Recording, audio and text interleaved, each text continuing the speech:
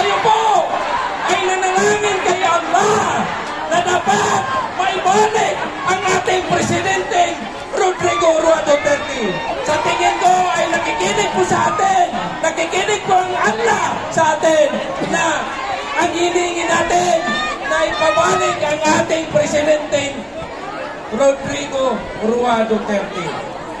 Kami po mga muro, malaking utang na loob namin sa kanya. Ginawa niya yung panahon dito sa Davao na isa lang ang diputilyon.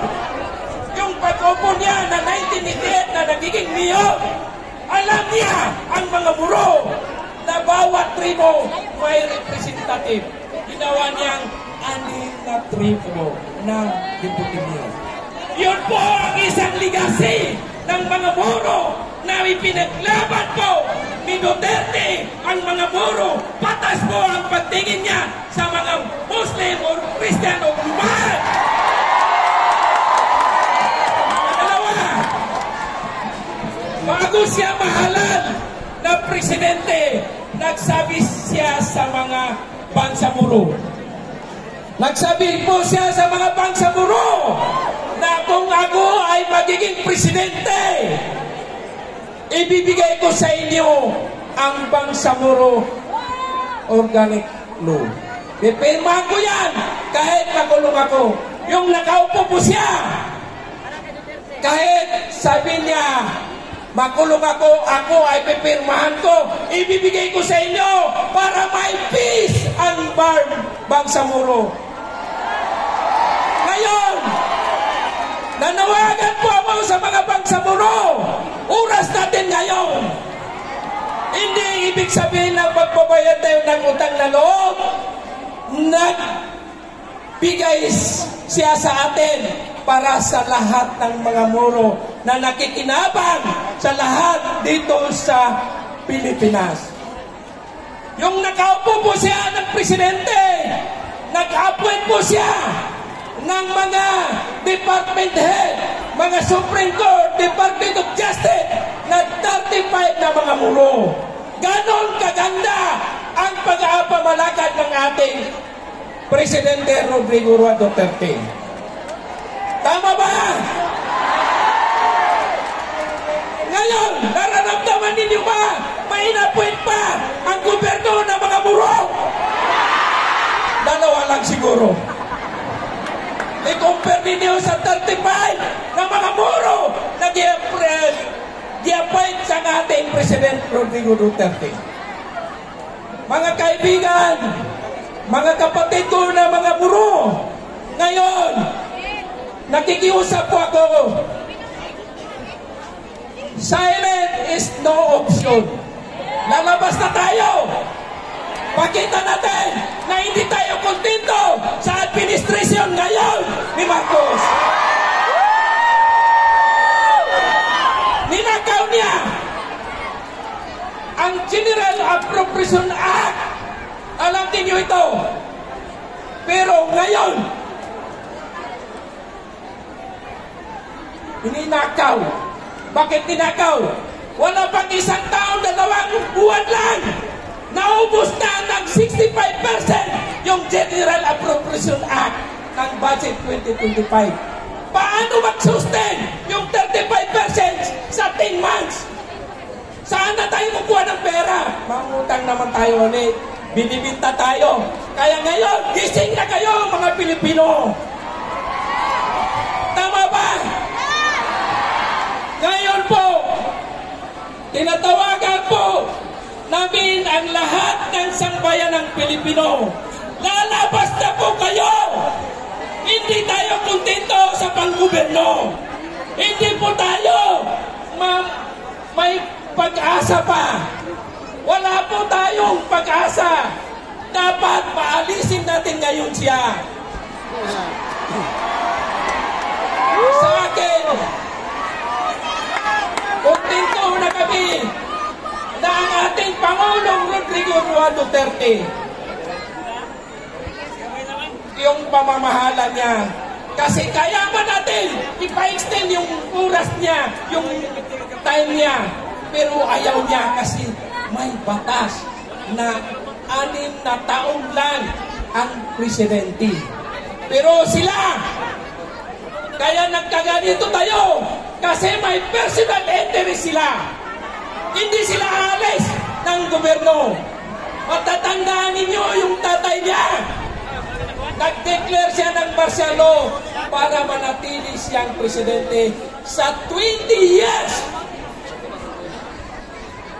Ngayon, nararamdaman ninyo ba? 3 taon na. Ano ang may pakita niya na project dito sa Pilipinas? 3 taon na. Wala.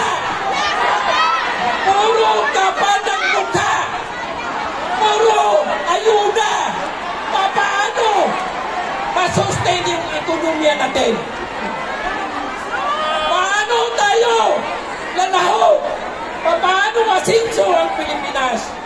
Kung hindi talaga alisin yung congressman yan na Tambaluslos, siya ang nakasira sa ating panggobyerno.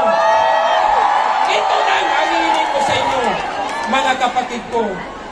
Alisin natin sila. Walang muka. Wala silang garapan ng mga korupsyon dito sa ating Pilipinas. Manawagan tayo. Kasi ito ang pinaka-historical sa ating Presidenteng Rodrigo Duterte. Hindi lang sa Pilipinas, kundi buong mundo na nag-rally dito para lang sa kapayapaan sa ating Pilipinas. Ibig sabihin, ang nagawa ng ating Presidenteng Duterte ay pinakamaganda. Kasi kung hindi maganda, pati sa Netherlands nagrarally sila doon. Di ba? Sa Amerika, nagrarally sila doon. Naidingin nila na ibalik sa Pilipinas ang ating Presidente Juan Rodrigo Duterte. Tama ba? Papayag ba kayo na magiging presidente ang ating Rodrigo Duterte ibalik sa Pilipinas? Kaya ngayon, mga kapatid ko, mga kaibigan ko, mga kasamahan ko sa negosyo, ngayon, oras natin ngayon, lalabas muna tayo hanggang hindi mapaalis natin ang presidente. Garapal na ngayon ang korupsyon. Walang hiya. Garapal ang mukha. Tayo po ay mahiya tayo. Kami po ay ordinaryong tao. Mahiya nga ako na magpirma ng hindi maganda. Yun sila. Dahil sa may personal interest sila. May iniisip sila na mayroon pa silang i-extend na term. Hindi papayag po ang Pilipino. Di ba? Hindi pa kayo papayag? Dapat ngayon, mag-iisa po tayo. Nanawagan po ako sa lahat na nakikinig. Lalabas na po tayo dito sa Kali. Suportahan natin ang panawagan natin. Magkakaisa po tayo. Tama ba? Kasi, i-compare ninyo na first time in history na ang ating President Juan Rodrigo Duterte na inaristo, kinidnap. Nandito na ngayon yung mangidnap. Aeroplano, dadalhin sa Netherlands. Dati ba nang mangidnap? Ngayon, aeroplano na! Di ba? Tama ba? Tapos ang inikaso pa niya, human against humanity. Ha? Kasi kung tingnan ninyo, ang batas natin ay hindi makatarungan yung ginawa nila, yung pag-aresto nila kay President Rodrigo Duterte. Kaya nagkaganito po tayo dahil kinidnap nila ang ating Presidenteng Rodrigo Duterte.